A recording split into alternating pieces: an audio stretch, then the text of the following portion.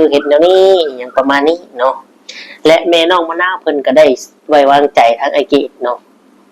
คือว่าตามที่เฮาได้เบิ่งในส้มคลิปนี้ไอเกตขอแม่น้องมะนาวว่าอยากได้น้องมะนาวมื้อนั้นเนาะและแม่น้องมะนาวก็อนุญาตพี่น้องเอ้ยเนาะเพิ่นว่าเพิ่นขอมื้อเช้าตอนลงวัดเพราะว่ามีงานอย่างออกพรรษาเนาะบุญอย่างลอยกระทงเราไปเอาเนาะลอยกระทงและลงใส่บาตรหยาดน้ำให้เจ้ากรรมนายเวรซึ่งไอเกตเราก็ได้ขอแม่น้องมะนาวมื้อเช้ามือลงวัดเราอันนี้พี่น้องเอ้ยเนาะน้องมะนาวเนี่ยจังใดก็ได้ว่าแต่แม่บอกทางนี้บอกไอเกตบอกเราเฮ็ดเราไปแล้วเนาะน้องมะนาว หลายคนก็คือจะฮู้ดีเนาะอันนี้สำหรับน้องมะนาวเพิ่นก็บ่ค่อยปฏิเสธเนาะไปคือไปเบิ่งน้องก็คงจะดีใจอยู่เนาะน้องอยากไปอยู่แล้วน้องมะนาวอยากลงไปอยู่แล้วอยากไปเบิ่งสู่โลกกว้างเนาะไปเปิดหูเปิดตาดูคำปันสู่คนสู่ชีวิตผ่านมรสุมท้องทับลงในใจเจอเรื่องร้ายทำให้เหลือเรี่ยวแรงแต่หัวใจยังไม่แพ้ไม่เคยสิ้นแสนยังคงกราบทักทายสบายดีเนาะและสวัสดี FC หมู่เพื่อนพ่อแม่พี่น้อง FC หลายๆคนเนาะที่เขาเมืองมาชมว่าสิอยู่ต่างประเทศในประเทศและบ้านพี่เมืองน้องเฮาเนาะไทยลาวก็ยินดีต้อนรับเข้าสู่ช่อง YouTube ตู้คำปันสุขเด้อพี่น้องเอ้ยเนาะมาเจอมาพอตู้คำมื้อนี้พี่น้องเอ้ยเนาะมาเจอตู้คำมื้อนี้พี่น้องเอ้ยเนาะก็อยู่ห้องคือเก่ามื้อนี้ก็ฝนตกแฮงเนาะบรรยากาศกันลมกันได้ไงพี่น้องบรรยากาศแบบมืดๆครึ้มๆคือฝนลงฟ้าลงเนาะเมื่อคืนนี้ก็ตกเบิดคืนพี่น้องเอ้ยเนาะก็เลยทำให้บ่ได้ไปเรียกไปการไปงานมื้อนี้เนาะพักผ่อนก็ถือว่าพักผ่อนไปอีก1มื้อเอาเนาะก็เข้าประเด็นเรื่องเล่าที่กำลังเป็นกระแสหรือว่ากำลังติดตามกันอยู่เนาะกำลังลุ้นว่าไอ้เกดหรือว่าผัวน้องมะนาวเนี่ยจะทำได้หรือบ่เนาะทำให้ความเชื่อมั่นและความที่แม่ไว้วางใจความไอซี่ไว้วางใจเป็นจริงหรือบ่พี่น้องเอ๋ยเนาะคือแนวนี้พี่น้องเอ๋ยเนาะหลายคนก็ได้ว่าไอ้เกดมานี่บ่มีเงินบ่หรือว่ายังบ่พร้อมบ่มีเงินขะดองมาใบมาขอบ่หรือว่าจังได๋เนาะไอ้เกดมานี่เลยว่าไปในทางนี้เราว่าอยากกลับไปบ้านเอาน้องมะนาวนี่ไปน้ำเมื่อให้ญาติพี่น้องได้เห็นได้เบิ่งเนาะว่าข่อยนี่เอาลูกเอาเมียอีหลีเพราะว่าถ้าข่อยสิเมื่อบัดเมื่อเอาเงินที่ว่าเคยหาอยู่ประเทศไทยเนี่ยได้ฝากเมื่อให้ทางญาติพี่น้องเอาไว้ให้สร้างสาเรื่องเทื่อมีการมีงานมีไปแล้วนี่แหละอยากได้ลูกได้เมียก็ได้เมื่อเอาเนาะแต่ทั้งนี้ทั้งนั้นไอ้เกดเนี่ยสิเมื่อเอาผู้เดียวและเอาเงินเนี่ยมาสู่ขอมาไหวมาแต่งน้องมะนาวเนาะและไอ้เกดเดาเลยว่าญาติพี่น้องทั้งนั้นน่ะบ่เชื่อพี่น้องเอ้ยญาติไอ้เกดญาติพี่น้องไอ้เกดน่ะบ่เชื่อว่าไอ้เกดนี่สิเอาเงินไปเฮ็ดหยังเขาต้มบ่เพราะว่าไอ้เกดนี่ก็อายุหลายเนาะก็ถือว่าเป็นผู้บ่าวเฒ่านะก็ถือว่าบ่เฒ่าก็ถือว่าครึ่งคนเลยครึ่งแล้วล่ะเนาะก็ถือว่าเป็นผู้บ่าวรุ่นใหญ่ว่าไงซะซึ่งไอ้เกดสิเมื่อเอาเงินเอาค่ำเนี่ยไอ้เกดเลยทำให้ญาติพี่น้องทั้งนั้นน่ะเชื่อว่าไอ้เกดเนี่ยมีเมียอีหลีเอาเมียอีหลีเนาะแต่ไอ้เกดเพิ่นย่านเมื่อผู้เดียวนะย่านไอ้น้องบ่เอาเงินให้เพราะว่าย่านถูกหลอกเนาะอย่างไอ้เกดเป็นผู้บ่าวรุ่นใหญ่ย่านว่าโอ้ไปติดผู้สาวสำเล็กสำน้อยบ่ไปติดผู้สาวเด็กน้อยบ่ถูกต้มเอาเงินบ่อีหยังประมาณนี้นี่คือไอ้เกดเราคิดในมุมมองที่ว่าย่านญาติพี่น้องบ่เชื่อ มึงเป็นบ้าบ่คือมาเอาเงินเอาค้ำเนาะนี่คือไอเกตได้บอกกับช่องของตูซิดนั่นแหละเนาะ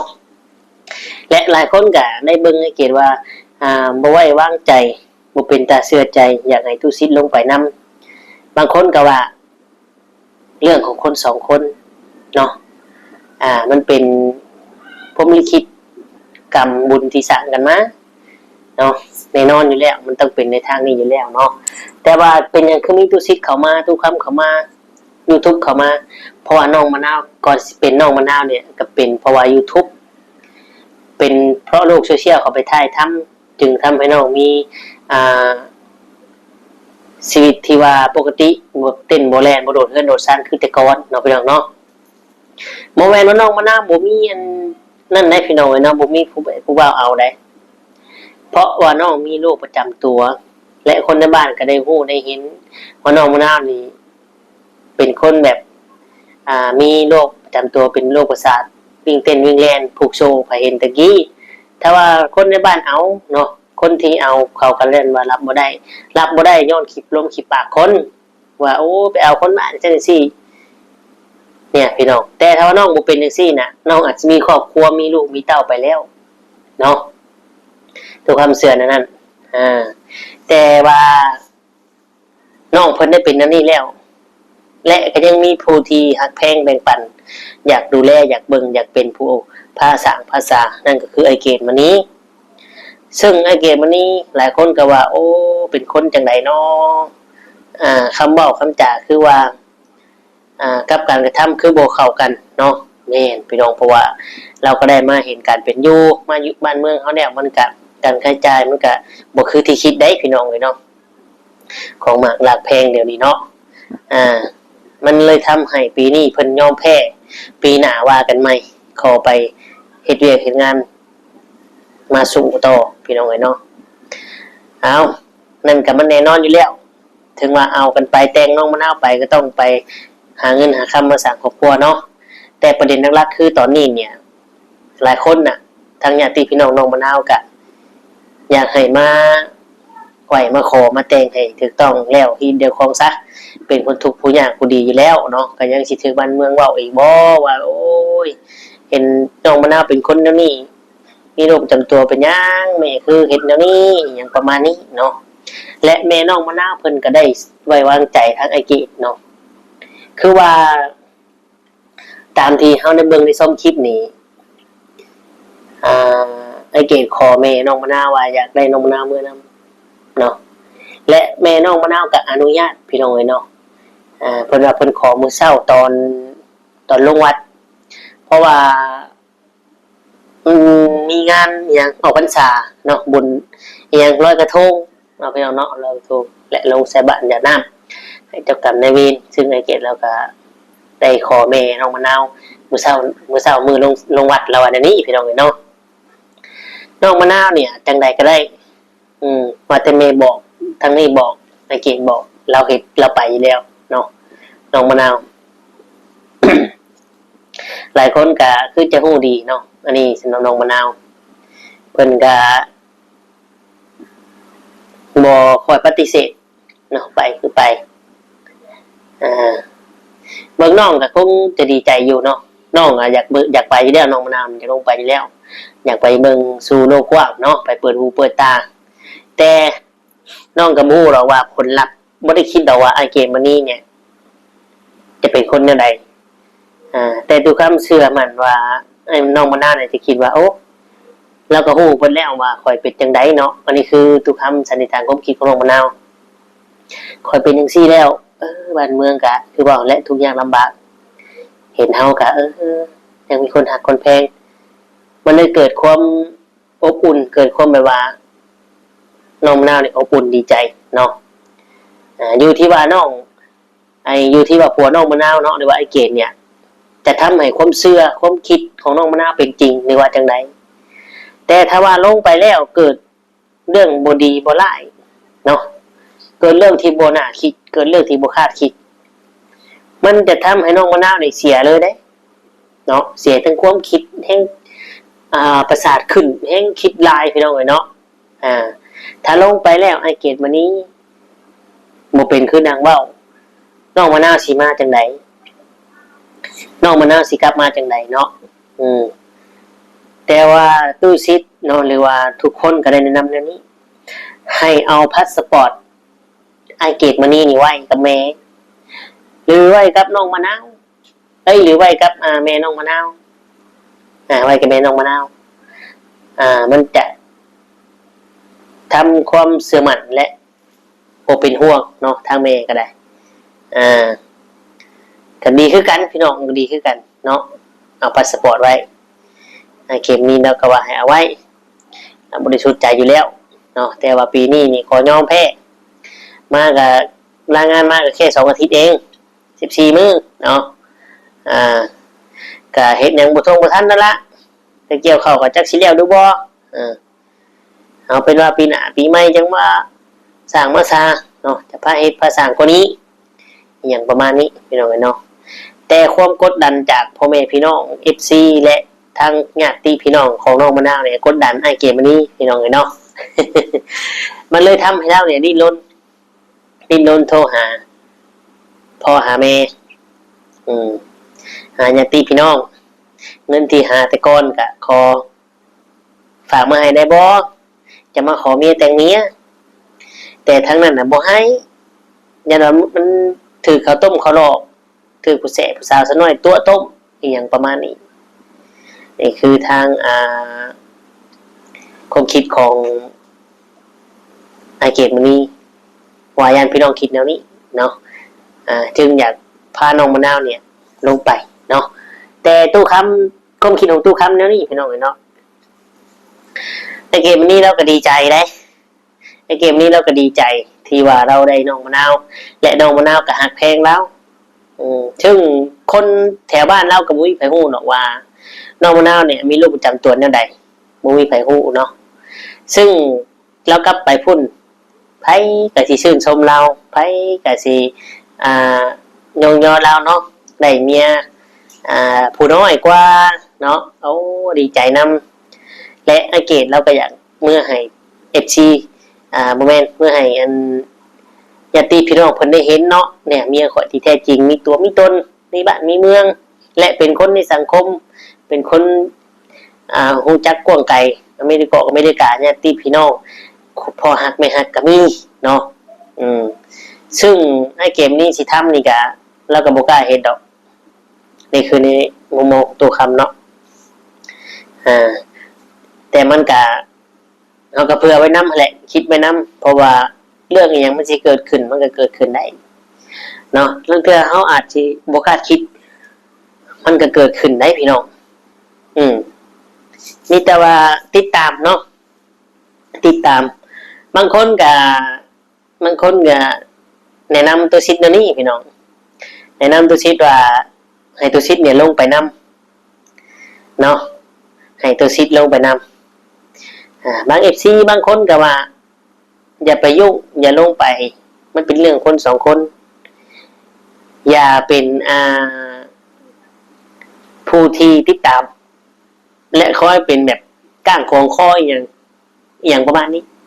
เราพี่น้องเนาะเฮาถ่ายทำเฉพาะเป็นบางเวลาเนาะอันใดที่เป็นเรื่องส่วนตัวเฮาก็บ่ก้าวล่วงเกินปานนั้นเนาะนี่คือในมุมมองของกลุ่มหนึ่ง FC ส่วนหนึ่งเนาะแต่ส่วนหนึ่งก็ดีส่วนหนึ่งก็บ่ดีบ่เห็นน้ำเนาะส่วนหนึ่งก็ว่าโอ้ยเบิ่งไอเกตเบิ่งผัวน้องมะนาวนี่คือบ่เป็นตาน่ะไม่วางใจเนาะบางกลุ่มบางส่วนได้นี่แต่มันก็เฮ็ดหยังบ่ได้เพราะคนที่ไอเกตเมื่อหาคนที่เกตเอาเป็นลูกเป็นเมียเนี่ยเพิ่นไว้วางใจเพิ่นเชื่อใจเชื่อมันเนาะคือแม่น้องมะนาวนี่ก็เชื่อใจเชื่อมันของไอเกตมันนี่จึงให้โอกาสและให้น้องมะนาวได้อยู่ได้นับได้นอนนำกินข้าวกินน้ำโคปลากินปลาโคต้อนก็นั่นทำให้ไอเกตมันนี่บ่ฟังและบ่แค่คนรอบข้างแม่นพี่น้องเนาะเจ้าสิเว้าจังได๋ก็ย่าเราคนที่ข่อยฮักคนที่ข่อยสิมาอยู่เนี่ยเพิ่นต้อนรับข่อยดี เพิ่นก็ยอมรับข่อยได้เพิ่นก็เปิดโอกาสให้ข่อยคนรอบข้างสิเว้าจังไดข่อยก็บ่ได้แคร์บ่ได้ง้อเพราะข่อยบ่ได้ไปอยู่กับเจ้าอืมอันนี้คืออาจจะความคิดของไอ้เกมอันนี้เนาะพี่น้องอ่าแต่ว่าน้องมะนาวเนี่ยก็เป็นคนในโลกโซเชียลเนาะใครก็อยากทายและถ้าว่ามีเรื่องที่แบบว่าติดตามหรืออ่ามีเรื่องที่บ่ดีหรือดีเนาะเรื่องบ่ดีเขาก็ค่อยเข้าไปช่วยเหลือเรื่องดีเขาก็ค่อยเข้าไปให้กำลังใจและดีดีนำเนาะแต่ถ้าว่าไอ้เกมวันนี้เนาะพี่น้องเพิ่นได้เฮ็ดสิ่งที่ทุกคนบ่อยากเชื่อให้เชื่อและมั่นคงมันอยู่สร้างสามีข้าวมีน้ำขายคือบ้านคือเมืองหมู่ก็เป็นบุญของน้องมะนาวและครอบครัวน้องมะนาวเนาะ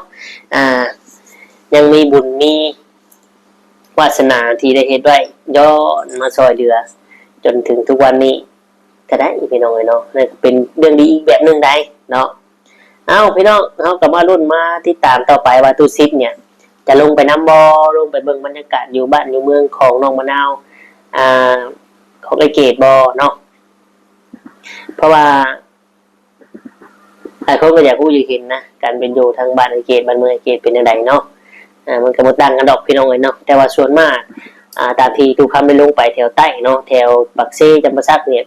ส่วนมากสิมีสวนกาแฟเนาะแล้วก็อีกอย่างพี่น้องสวนมันสวนบัวหิมะโอ้หลายเนาะส่วนมากจะพูดมีแต่ทำสวนและเป็นเมืองที่เย็นเนาะทางปากซองแดนหนาวเป็นเมืองที่เย็นอากาศเย็นบ่มีร้อนทำให้อยู่สบายเลยเนาะเย็นบ่ร้อนพี่น้องเอ้ยเนาะแต่ไปแรกๆเขาก็ยังสิบ่คุ้นเคยดอกเขาก็ยังสิเก่งๆก็กล้ากลัวทุกครั้งไปเนี่ยเส้นทางเนี่ยพอไปตามภูเนาะมันสิเส้นทางก็มีภูมีหยังรอบทำให้หูอื้อเลยทำให้หูเขาอื้อแน่นโอ้เป็นอย่างนี้นี่เองเนาะภูพี่น้องเอ้ยเนาะแต่ว่าถ้าเขาได้อยู่แล้วมันก็บ่เป็นหยังก็สะดวกสบายคือว่าแล้วน้องพี่น้องไผก็ทินไผทินมันทินเฮาเคยอยู่เฮาก็โอเคฮ้อนสิตายทำไรเฮาก็อยู่ได้บ่ทินเฮาเคยอยู่เนาะทั้งเพิ่นอยู่ก็โอ้ยหนาวเย็นจ้อยเพิ่นแก้เสื้อกินข้าวสบายเพราะว่าทินเพิ่นเคยอยู่สบายเจ้าลงไปหนาวสั่นจะผิดเพราะว่าเฮายังบ่เคยอยู่ไงมันก็สิแตกต่างกันไปทินไปทินมันเนาะพี่น้องโอเคมาฮอดพี่ก็ประมาณนี้ถ้าว่าตู้คำว่าผิดพลาดประการใดก็กลับขอโทษขออภัยนำหลายๆเด้อเนาะตู้คำอาจจะฮู้เท่าบ่ถึงการเนาะอันใดที่บ่เหมาะสมก็กลับขอโทษขออภัยนำหลายๆเด้อน้องเนาะจะฝากกดไลค์กดแชร์กดติดตามกด Subscribe กดเบิ่งโฆษณาให้ตู้คำคือเก่าเลยเด้อเนาะพี่น้องเนาะท้ายนี้สุดนี้ทุกคำก็คือจะขอตัวอำลาพระจากพ่อแม่พี่น้องไปก็คือสิได้กล่าวคำว่าสบายดีและสวัสดีครับ